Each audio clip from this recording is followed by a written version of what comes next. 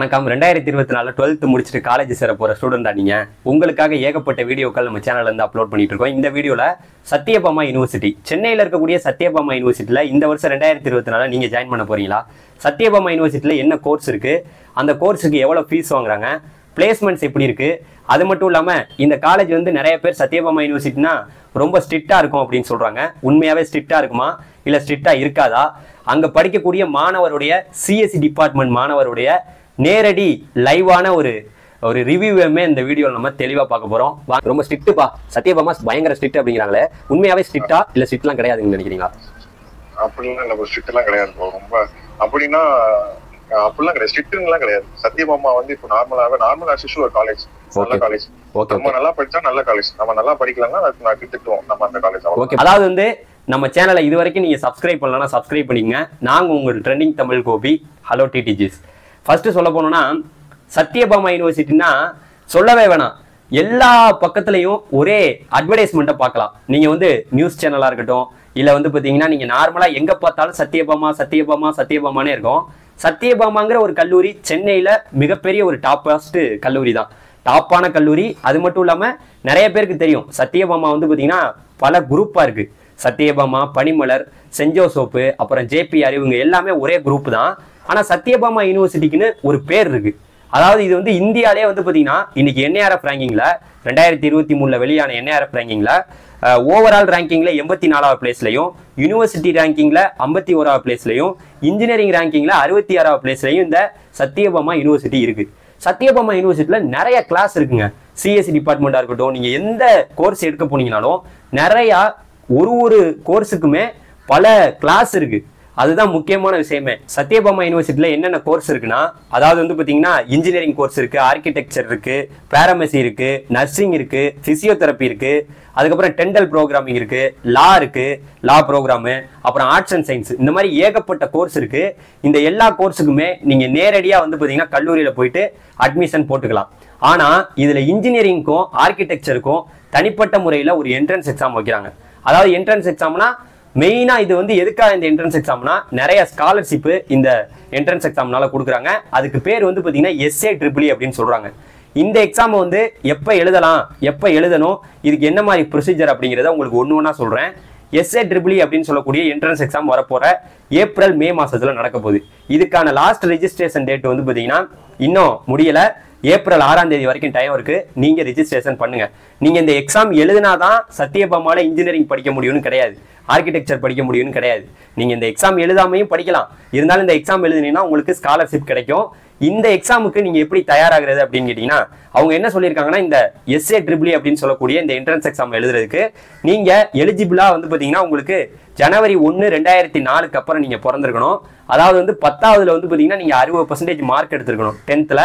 அது மட்டும் இல்லாம நீங்க 12th வந்து பாத்தீங்கன்னா பிசிக்ஸ், கெமிஸ்ட்ரி, மேக்ஸ்ல 45% மார்க் உங்களுக்கு கூட இருக்கணும். அதாவது 3 சப்ஜெக்டையும் கூட்டி நீங்க வந்து டிவைட் பண்ணீங்கன்னா 3ஆல டிவைட் பண்ணீங்கன்னா உங்களுக்கு 45% மேல வரணும் அப்படின்னு சொல்றாங்க. அது மட்டும் இல்லாம இந்த காலேஜ்ல வந்து பாத்தீங்கன்னா BE, BTech, அதுக்கப்புறம் வந்து பாத்தீங்கன்னா இந்த BArc தான் இந்த என்ட்ரன்ஸ் எக்ஸாம் வைக்கிறாங்க. ஸோ இது வந்து பாத்தீங்கன்னா என்ட்ரன்ஸ் எக்ஸாம்ங்கிறது ஃபுல் அண்ட் ஃபுல் ஆன்லைன்ல தான் நடக்க போகுது. ஆன்லைன்ல நடக்க போகுதுன்னா இது வந்து பாத்தீங்கன்னா அவங்க அதுக்கு எல்லாமே சொல்லுவாங்க. நீங்க இப்பவே ரிஜிஸ்டர் பண்ணுங்க. ரிஜிஸ்டர் பண்ணாம இருந்தீங்கன்னா ஏப்ரல் 6ஆம் தேதி வரைக்கும் டைம் இருக்குன்னு சொன்னேன். அதுல வந்து நீங்க ரிஜிஸ்டர் பண்ணையிலே உங்களுக்கு ஒரு மெயில் ஐடி, பாஸ்வேர்டு கேட்கும். அந்த மெயில் ஐடிக்கு உங்களுக்கு எல்லா இன்ஃபர்மேஷனையும் அவங்க ஷேர் பண்ணுவாங்க. அதாவது இங்க 2 ஃபேஸா நடக்குது, phase 1, phase 2. மே மாசம் ஒன்று நடக்குது, ஏப்ரல் மாசம் ஒன்று நடக்குது. phase 1 ஏப்ரல் மாசம் நடக்குது, phase 2 வந்து மே மாசம் நடக்குது. ஸோ இந்த 2 ஃபேஸுக்குமே அவங்க வந்து உங்களுக்கு உங்களுடைய மெயில் ஐடிக்கு அவங்க இன்ஃபர்மேஷன்ஸ்லாம் ஷேர் பண்ணிக்கிட்டே இருப்பாங்க. நீங்க எந்த ஃபேஸில் வேணா கலந்துக்கலாம். இதுல கலந்துக்கிட்டு நீங்க வந்து ஷார்ட் லிஸ்ட் ஆகிட்டீங்கன்னா உங்களுக்கு வந்து பாத்தீங்கன்னா உங்க பேர் வந்து நீங்க நல்லபடியா வந்து பாத்தீங்கன்னா மார்க் எடுத்துட்டீங்கன்னா என்ன மாதிரி கொஸ்டின் கேட்கறாங்கன்னு சொல்லிடுறேன். பிசிக்ஸ்ல 20 கொஸ்டின் கேட்கறாங்க, மேக்ஸ்ல 20 கொஸ்டின், கெமிஸ்ட்ரியில 20 கொஸ்டின் கேட்கறாங்க. அதே போல நீங்க பயாலஜி கூட எடுத்துக்கலாம். பயாலஜில 20 கொஸ்டின், பிசிக்ஸ்ல 20 கொஸ்டின், கெமிஸ்ட்ரியில 20 கொஸ்டின் கேட்கறாங்க. நீங்க பயாலஜி, மேக்ஸ் இதுல எது வேணா சூஸ் பண்ணிக்கலாம். ஆனா எல்லாத்துலயும் 20 கொஸ்டின்.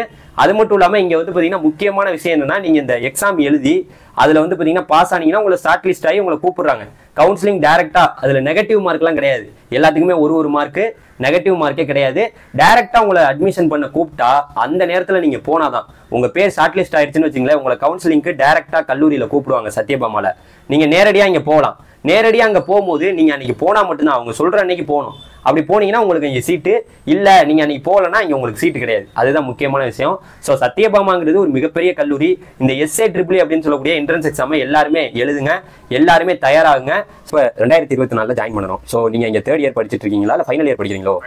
CSE இந்த எப்படி இருக்கு, அது உங்களோட எக்ஸ்பீரியன்ஸ் எப்படி இருக்கு?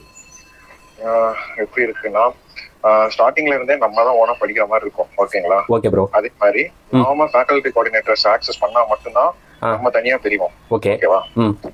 சோ நம்ம தான் டீச்சர்ஸ்ட போயிட்டு நம்ம தான் இன்ட்ரெஸ்ட் காட்டணும்.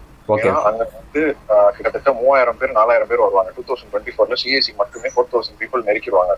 ஓ, அவ்வளவு ஸ்டூடெண்ட் இருக்காங்க. 3000க்கு மேல வந்து ஸ்டூடெண்ட் இருக்காங்க.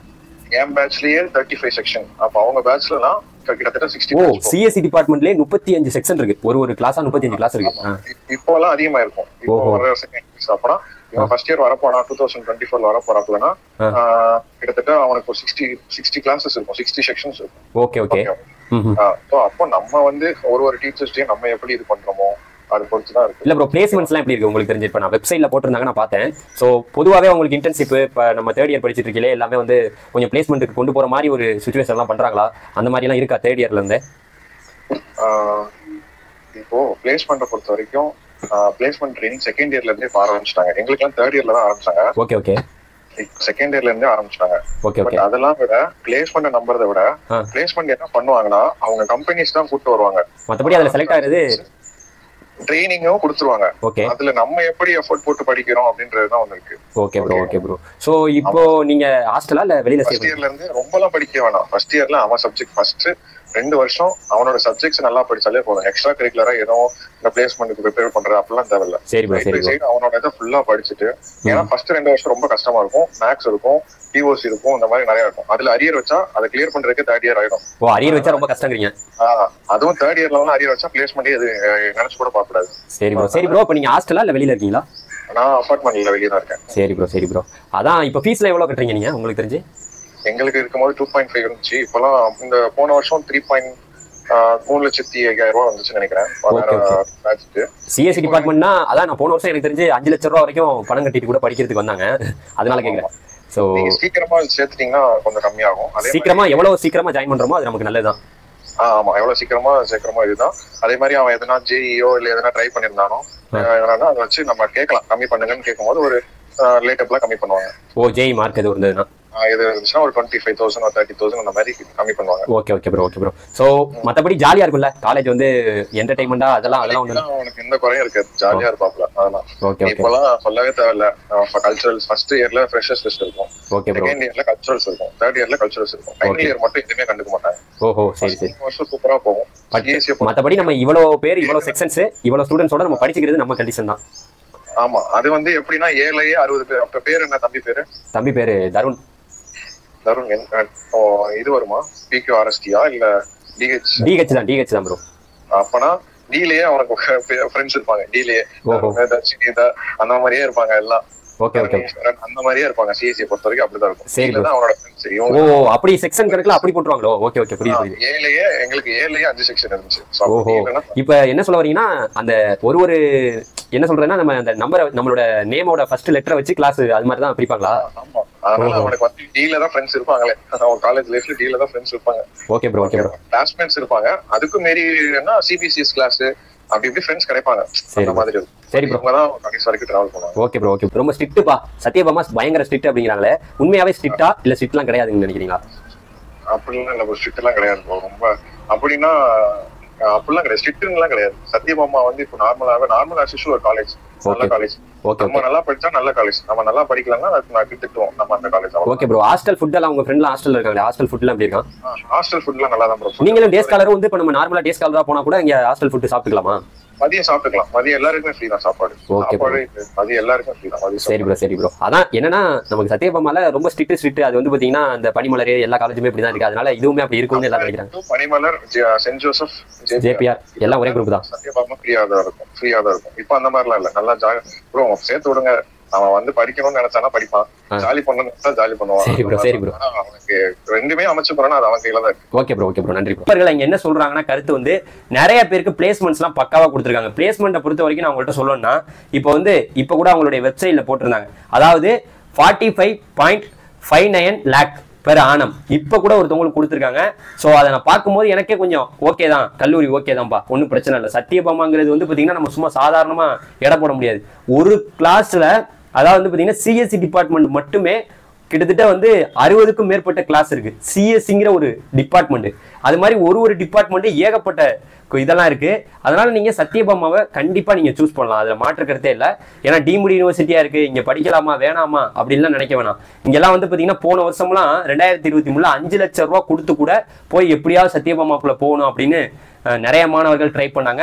இந்த வருஷமும் அது மாதிரி இருக்கும். நீங்க எந்த லெவலுக்கு முன்னாடி போய் அட்மிஷன் போடுறீங்களோ அது ரொம்ப ரொம்ப நல்லது சத்யபாமால.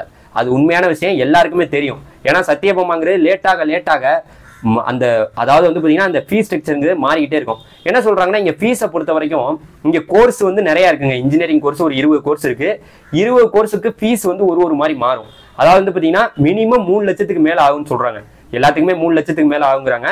சிஎஸ்சி டிபார்ட்மெண்ட்ல 4 லட்சம் வரைக்கும் போன வருஷம் ஆயிருக்கு. நீங்க எந்த லெவலுக்கு முன்னாடி போறீங்களோ அந்த லெவலுக்கு உங்களுக்கு ஃபீஸ் கம்மியாகும். நீங்க என்ட்ரன்ஸ் எக்ஸாம் எழுதி போனீங்கன்னா என்ட்ரன்ஸ் எக்ஸாம்ல ரொம்ப ரொம்ப ரொம்ப ரொம்ப உங்களுக்கு வந்து அந்த ஸ்காலர்ஷிப்லாம் கொடுத்து உங்களுக்கு கம்மி பண்ணுவாங்க ஃபீஸை. அதை நல்லா புரிஞ்சுக்குங்க. இன்னொரு முக்கியமான விஷயம் என்னன்னா, நீங்க இது வரைக்கும் ரிஜிஸ்டர் பண்ணலாம், ரிஜிஸ்டர் பண்ணுங்க. தயவு செய்து ரிஜிஸ்டர் பண்ணா மட்டும்தான் நீங்க இந்த சத்யபாமா யூனிவர்சிட்டிக்குள்ள இந்த என்ட்ரன்ஸ் எக்ஸாம்ல பயணிக்க முடியும். நீங்க அப்ப இன்ஜினியரிங் படிக்க முடியும். சரியா? அதனால சத்யபாமா யூனிவர்சிட்டி எதுக்குமே குறைஞ்ச யூனிவர்சிட்டி கிடையாது. நல்ல ரேங்க்ல நல்ல பிளேஸ்ல இருக்கு. ஸோ அவங்க காலேஜுக்குள்ள நீங்க வந்து படிக்கும் போது நல்லா படிச்சு நீங்க வந்து பாத்தீங்கன்னா பிளேஸ் ஆனாதான். ஏன்னா அரியர்லாம் வைக்காம அவங்களே சிலபஸ் சத்யபாமாங்கும் போது அந்த கல்லூரிக்குள்ளேயே எல்லா சிலபஸும் எடுப்பாங்க. ஸோ ரொம்ப பக்காவான ஒரு கல்லூரியா எனக்கு தெரிஞ்ச வரைக்கும் மாணவர்களுடைய சொன்ன கருத்தை நான் உங்கள்கிட்ட சொல்லிட்டேன். Thank you very much. கண்டிப்பா இந்த வருஷம் நீங்க இன்ஜினியரிங் படிக்கிறதுக்கு சத்யபாமா ஒரு நல்ல ஒரு சாய்ஸா இருக்குன்னு சொல்லிட்டு இந்த வீடியோ முடிச்சுக்கிறேன். Thank you very much. Bye TTG. Thank you. Bye. Sathyabama பயங்கர ஸ்ட்ரிக்ட் அப்படிங்கிறாங்களே, உண்மையாவே ஸ்ட்ரிக்டா இல்ல ஸ்ட்ரிக்ட்லாம் கிடையாதுன்னு நினைக்கிறீங்களா? அப்படிலாம் இல்ல, ஸ்ட்ரிக்ட் எல்லாம் கிடையாது. ரொம்ப அப்படின்னா அப்படிலாம் கிடையாது, ஸ்ட்ரிக்ட்லாம் கிடையாது. சத்யபாமா வந்து இப்போ நார்மல் ஆஸ் ஒரு காலேஜ், நல்ல காலேஜ். நம்ம நல்லா படிச்சா நல்ல காலேஜ், நம்ம நல்லா படிக்கலாம்னா நான் திட்டுவோம் நம்ம அந்த college. Okay bro. Hostel food எல்லாம் உங்க ஃப்ரெண்ட்லாம் ஹாஸ்டல்ல இருக்காங்க, ஹாஸ்டல் ஃபுட்லாம் எப்படி இருக்கும்? ஹாஸ்டல் ஃபுட்லாம் நல்லா தான் ப்ரோ. நீங்களும் டே ஸ்காலரும் வந்து இப்போ நம்ம நார்மலா டே ஸ்காலரா போனா கூட இங்க ஹாஸ்டல் ஃபுட் சாப்பிட்டுக்கலாமா? மதியம் சாப்பிட்டுக்கலாம். மதியம் எல்லாருக்குமே ஃப்ரீ தான் சாப்பாடு. மதியம் எல்லாருக்கும் ஃப்ரீ தான். சரி ப்ரோ. அதான் என்னன்னா நமக்கு சத்யபாமால ரொம்ப ஸ்ட்ரிக்ட். அது வந்து பாத்தீங்கன்னா அந்த பனிமலர் எல்லா காலேஜுமே இப்படிதான் இருக்கு. அதனால இதுவுமே அப்படி இருக்கும்னு எல்லாம் நினைக்கிறாங்க. பனிமலர், சென்ட் ஜோசப், ஜேபிஆர் எல்லாம் ஒரே குரூப் தான். சத்யபாமா ஃப்ரீயா தான் இருக்கும். இப்போ அந்த மாதிரிலாம் இல்ல. நல்லா ப்ரோ சேர்த்து விடுங்க. அவன் வந்து படிக்கணும்னு நினைச்சானா படிப்பான், ஜாலி பண்ணணும்னு நினைச்சா ஜாலி பண்ணுவான். சரி ப்ரோ. அவனுக்கு ரெண்டுமே அமைச்சு போறானா அது அவன் கையில தான் இருக்கு. Okay bro. நன்றி ப்ரோ.